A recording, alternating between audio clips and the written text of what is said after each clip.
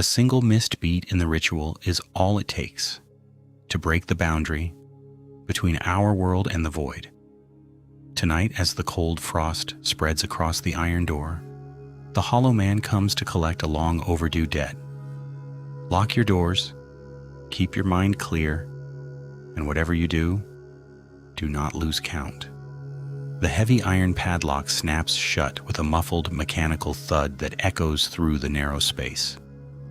Deep condensation drips continuously from the latch, glistening like fresh ice under the pale emergency light. This locking mechanism was never installed to keep physical intruders out of the room. It exists solely to anchor the human mind and establish a strict, unyielding rhythm against the rising dark. Without a structured boundary to focus on, the mind quickly surrenders to the creeping paranoia that fills the air. Inside the basement, heavy iron chains wrap tightly around the reinforced steel door, straining under immense pressure from the hallway. Hundreds of handwritten tally marks completely cover the damp concrete walls, tracing decades of desperate attempts to keep time. The air in the room thickens rapidly, turning bitter and metallic as the surrounding temperature drops several degrees in seconds. As long as the sequence remains unbroken, the physical barrier will continue to hold against whatever waits outside. Every single line on these walls represents a night where someone barely managed to survive the sequence. Frost begins spreading rapidly across the surface of the steel door, creeping inward from the edges like frozen spiders on glass.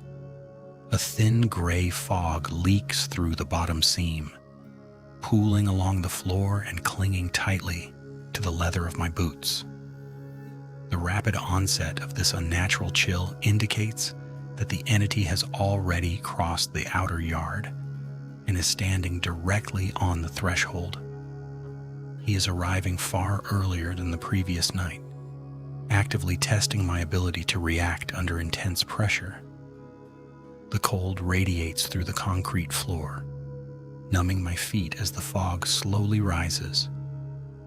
My hand moves instinctively to the heavy brass stopwatch hidden inside my coat, pulling it free with a quick, deliberate motion. The thumb depresses the top plunger, setting the internal gears into motion with a soft, rhythmic mechanical click that cuts through the silence. Navigating every single second past midnight requires an exact cadence that cannot be rushed, delayed, or panicked under any circumstances. Controlling the passage of time is the only proven method to prevent the entity from breaching the structural integrity of the room. I adjust my grip on the polished metal, keeping my hand steady despite the sudden spike of adrenaline. The watch face reveals 4 ancient runes, deeply carved into the outer perimeter instead of standard numerical markers. As the delicate sweeping hand ticks steadily toward the 3rd rune, the atmospheric pressure inside the small room continues to build to unbearable levels. Skipping even a single beat during this delicate transition will cause the temporal anchor to fail instantly and catastrophically. Every breath must be carefully measured, ensuring the internal tempo remains completely steady as the hand sweeps through the 3rd mark. One slight slip in concentration could undo hours of meticulous preparation and invite total ruin. A sudden memory surges forward from the darkness, echoing from the forgotten archived records of the Blackwood District in 1932. That was the tragic year an entire rural classroom lost track of the 3rd count during a sudden unnatural autumn thicket fog. By the time frantic authorities finally arrived at the remote schoolhouse, the building stood completely silent, dark, and deserted. The missing students had vanished without leaving a single trace, leaving behind an ominous warning for anyone foolish enough to follow. The surrounding community never recovered from the mysterious loss that haunted the valley for generations. The old newspaper clippings pinned to the corkboard detail the bizarre and unsettling scene left behind for the initial search party. Rows of small leather boots were found lined up neatly along the wooden porch, completely untouched by the harsh elements outside. No footprints led away from the building, and no signs of a physical struggle were ever documented by the local sheriff. The entire event remained unexplained, serving as a grim testament to what inevitably happens when the vital count is abandoned. To this day, local residents still refuse to walk those woods after the sun goes down. Back in the present moment, the heavy steel basement door bulges inward with a sickening, silent groan as an unseen force pushes from the hall. The heavy chains wrap tightly around the frame, vibrating violently under the immense physical strain being exerted against the metal. The Hollow Man does not rely on simple keys or brute physical force to gain entry into a sealed room. Instead, he simply occupies the surrounding space until the fundamental laws of physics begin to buckle under his weight. The metal groans louder as microscopic fractures begin to spiderweb across the deadbolt casing. Reaching down into the wooden crate at my feet, I retrieve a heavy iron clapper wrapped in worn, aged leather. Sound is one of the few physical forces capable of maintaining a rigid, protective structure within the spreading fog. The metal instrument feels bitterly cold and heavy in my grip, serving as the primary tool needed to enforce the ritual. Striking the bronze vessels must occur precisely on the fourth count to ensure the acoustic frequency binds correctly to the room. I raise the iron weight into position, steadying my breath for the precise sequence ahead. 4 heavy bronze singing bowls rest at the cardinal points of a hand-painted salt circle surrounding the center of the room. The geometric arrangement creates an unbroken perimeter, specifically designed to channel acoustic resonance directly into the floorboards below.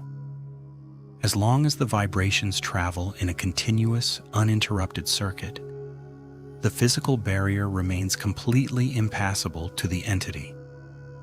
Preparing the heavy leather-bound clapper, I align my posture and prepare to initiate the first critical stage of the binding sequence. The ambient light glints off the polished rims, marking the exact points of resonance. Swinging the iron clapper with full force, the first bronze bowl unleashes a deep, resonant tone that vibrates through the concrete foundation. A visible shockwave of pale golden light ripples through the mist, pushing the immediate shadows back toward the cold stone walls. The initial frequency establishes the essential foundation of the seal, locking the floorboards firmly in place against the void.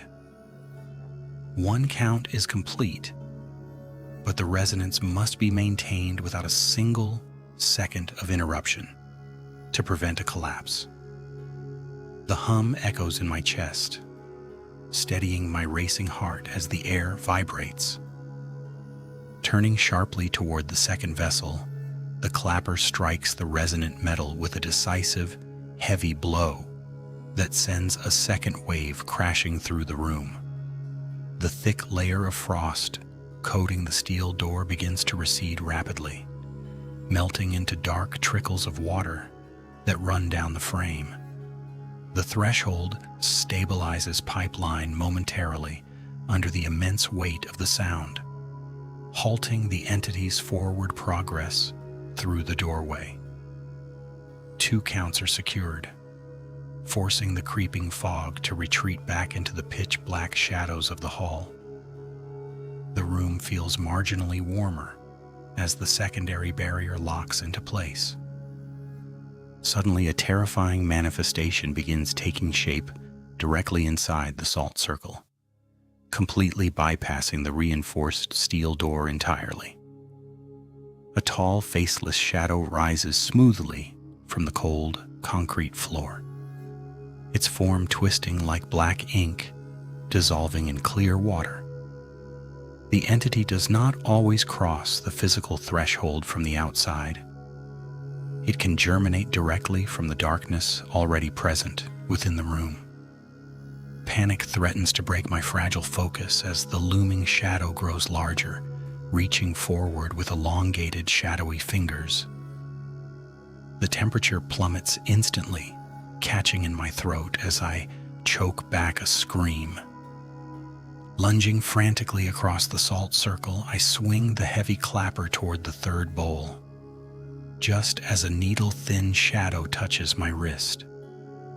The resulting strike produces a piercing, high-pitched resonance that shatters the gathering darkness instantly across the entire room. The binding energy snaps tight around the space, severing the entity's direct connection to the cold, concrete floorboards.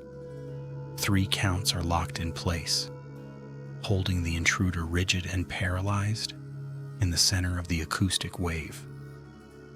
The pressure in my ears pops violently as the competing forces collide in midair.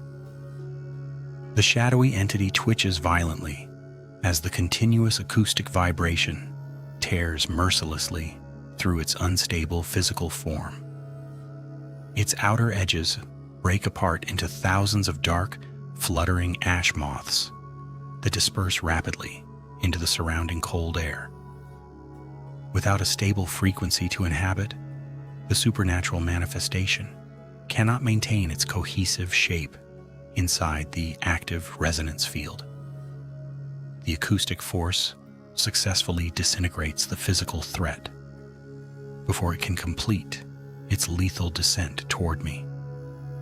The air fills with the dry, papery sound of wings before they burn into nothingness. With maximum effort, I swing the heavy clapper one final time, bringing it down sharply against the 4th bronze bowl. The resulting acoustic surge shatters the overhead light bulb, plunging the room into darkness illuminated only by the glowing bronze metal. The final note locks the outer seal into place, driving the remaining mist out through the cracks in the door frame. 4 counts are complete, sealing the rift entirely and restoring absolute balance to the space. The echoes ring out long into the dark, vibrating through every bone in my body. Absolute silence returns to the basement as the heavy vibration slowly fades into the cold night air outside. The cloud of shadow moths has completely vanished, leaving behind only a fine layer of black dust scattered across the salt circle. Breathing heavily, I lower the iron clapper to the floor, listening carefully for any lingering sounds beyond the reinforced door. The cadence held true, successfully repelling the entity and securing the room for another 24 hours. My muscles release their tension as I collapse onto my knees beside the 4th bowl. Inspecting the brass stopwatch under the dim glow of the bronze bowls reveals a hairline fracture splitting the glass face down the center. The sweep hand remains frozen precisely at the 4th rune, locked in place by the immense energy released during the ritual. While the sequence successfully bought another full day of safety, the timing instrument itself has been permanently damaged by the feedback. Tomorrow night, maintaining the exact 4-count cadence will be far more difficult without a functional mechanical timer. I touch the cracked glass gently, realizing the razor-thin margin between safety and the void. If you enjoyed this descent into the dark archives, Please leave a like on the video and share your thoughts in the comments below. Have you ever experienced strange time anomalies, missing beats, or unexplainable occurrences in the dark?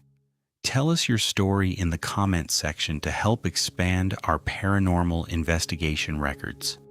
Don't forget to subscribe to the channel and hit the notification bell to catch the next episode script release.